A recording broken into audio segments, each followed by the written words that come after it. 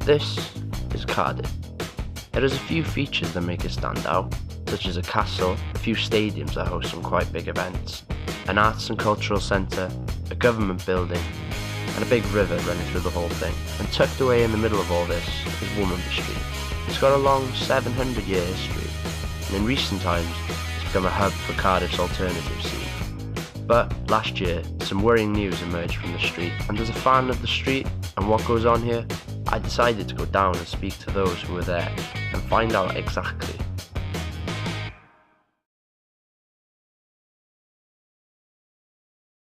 My relationship with Womanby Street sort of stretches back years and years because I'm born and raised in Cardiff. So I remember coming to one of my first ever gigs here when I was about 15, I think. My relationship with the street has gone on since the age of 16. I saw one of my first ever gigs in this venue that I'm sat in now, here in Club Bach.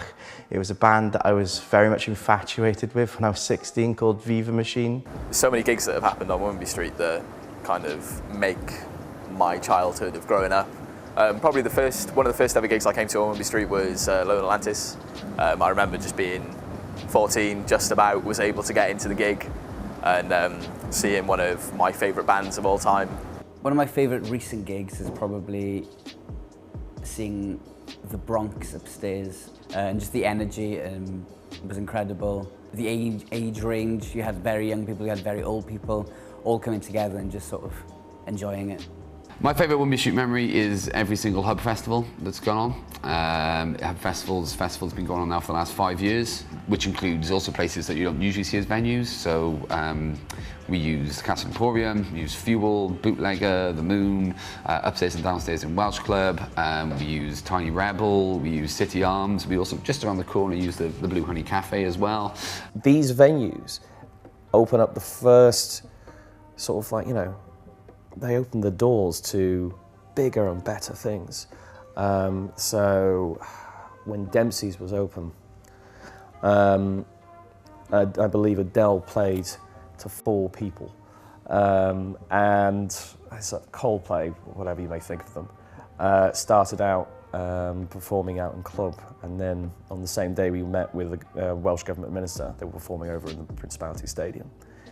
And that's the journey that these venues provide. It allows bands who are kind of just starting to start their professional career, that are, exploring different music, different styles, different audiences. It gives them a place to learn and get that experience and build up their profession. There's just so much that goes on here, and yeah, it sort of gets forgotten about. But I mean, the true heart of the street is the music that goes on here, and you see so many bands sort of passing through here. And where else in the world or in this country can you say that there is an entire street dedicated to grassroots live music? It's like the beating heart of live music in South Wales, this street. But it's more than that. It's a combination of 10, 15 different types of communal groups that come together. And you don't see that really anywhere. It's not something that can be designed, it's not something that can be created or engineered. It's something that just has to grow.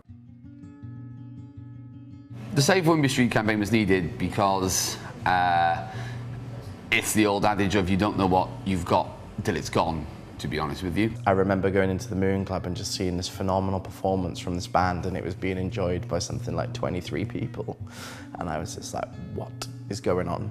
I guess it was really vital for me anyway to see that a lot of people didn't really go to gigs on Womanby Street. I felt like people weren't utilising the venues properly. When grassroots gigs were happening here in Cardiff, just there being a real sort of low period in terms of attendance. The live music community within the city was actually under threat, and people might have taken it for granted. 4 Bars closed down, which was an iconic venue on the street where the 11s is now.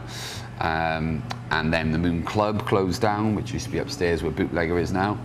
And then the Moon closed down. I think the Moon closed down, which is where we are now.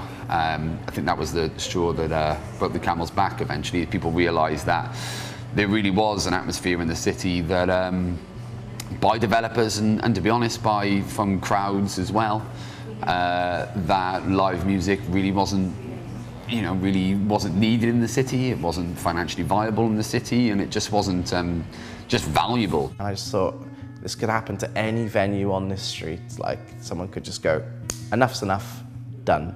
So when we started the campaign,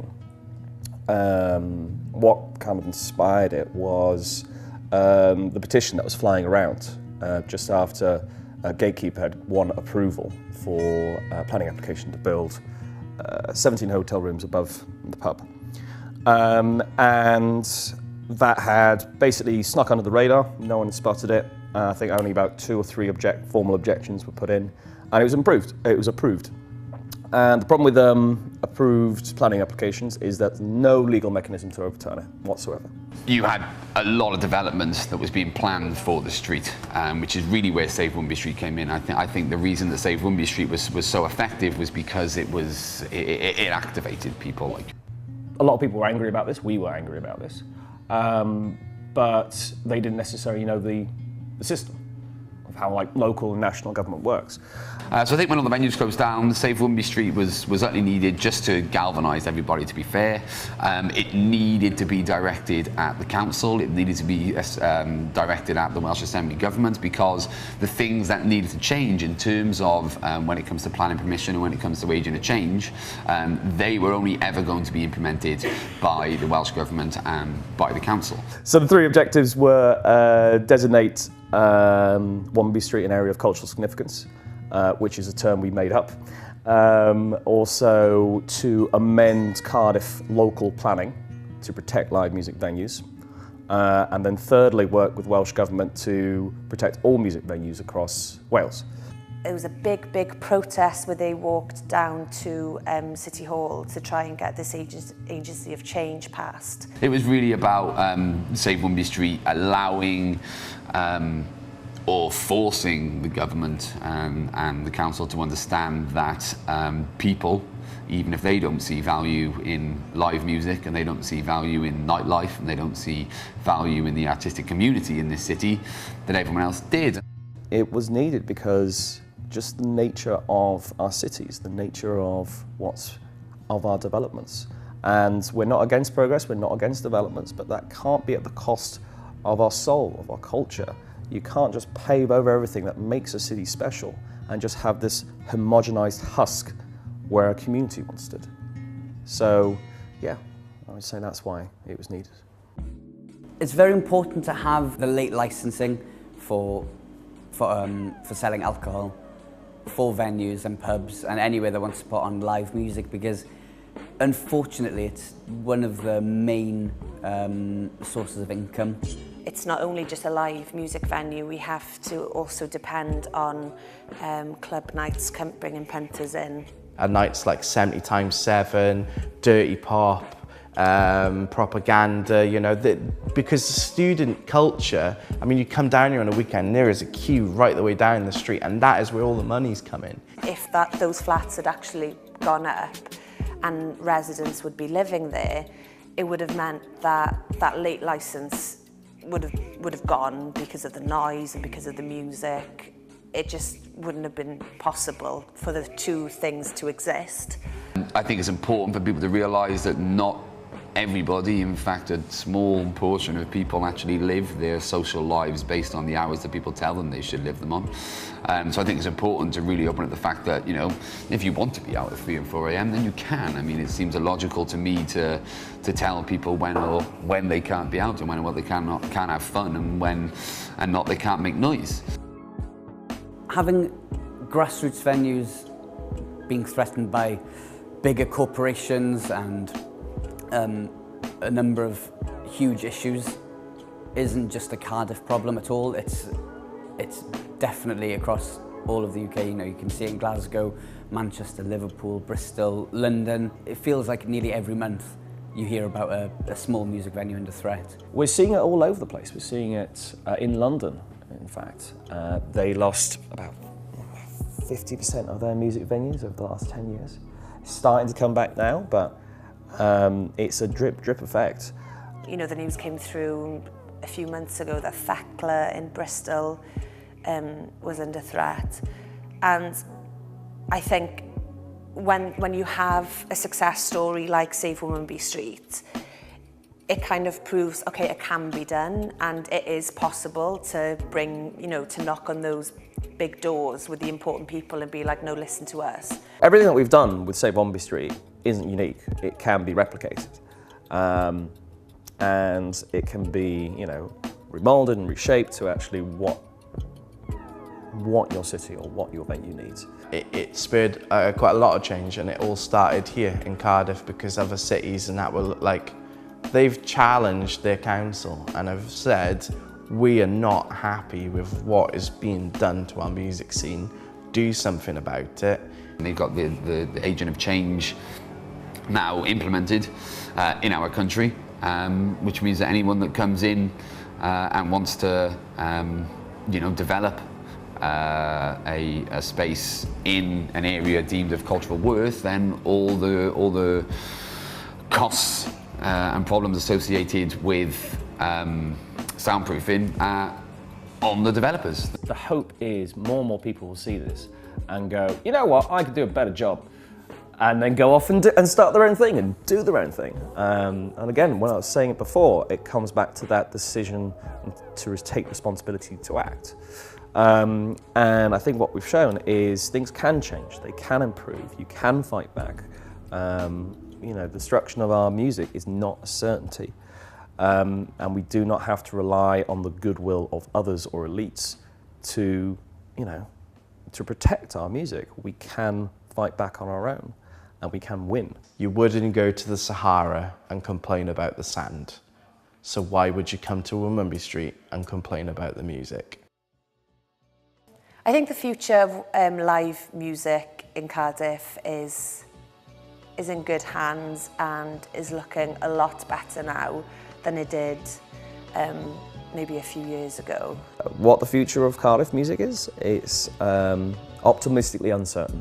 It's very, very exciting here in Cardiff and in South Wales especially.